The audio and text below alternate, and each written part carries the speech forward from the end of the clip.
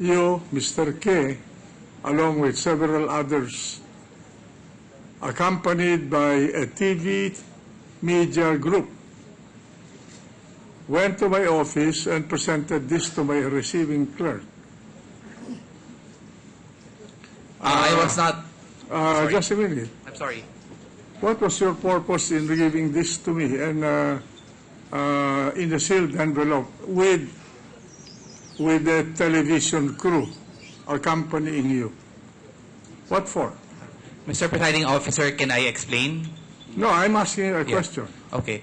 I received those documents anonymously last May 3 at the mail area of our office, and I did not know what to do with it, primarily because I wanted to, I gave it to your good office because as we always, when we receive anonymous documents at Kaya Natin, when we receive anonymous complaints or other complaints, as we usually do, we usually forward it to the corresponding government office concerned. Yes, but you had previously filed the complaint with the Ombudsman. And since you were a complainant in that complaint, why did you not bring this to the Ombudsman instead of bringing it to the presiding officer in this impeachment trial when you are not a complainant here?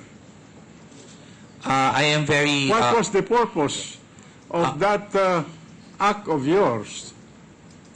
You did not only bring it here instead of bringing it to the Ombudsman, but you accompanied, you asked the TV crew to accompany you, and later on this was publicized on television.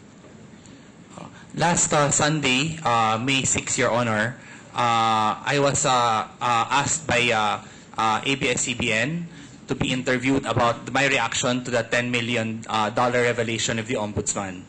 And then, Your Honor, after the revelation of the Ombudsman last week, 2 weeks ago, during the interview of ABS-CBN, I was asked about the reactions and to the current investigation being done by the Ombudsman.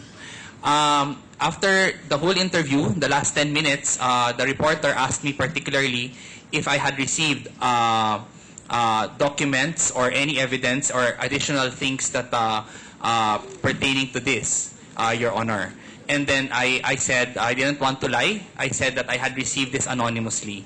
And in fact, I told him that I wanted to dispose of it already so that during the first session day, Your Honor, I would have wanted to bring it already to your office. That was May 7. Why did you think of me instead of thinking of the Ombudsman where you filed the complaint? I am...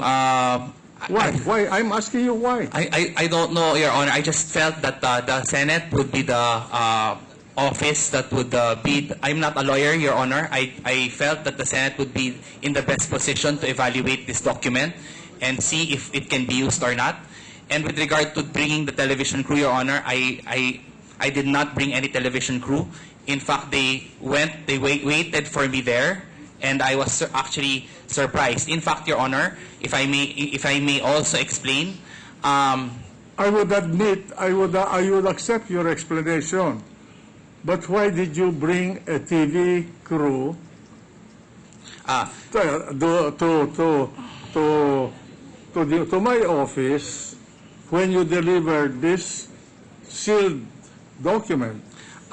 Your Honor, I did not bring a TV crew. In fact, I was surprised that there was the ABS-CBN reporter was also there, the same reporter that interviewed me last Sunday. Yes, but these are not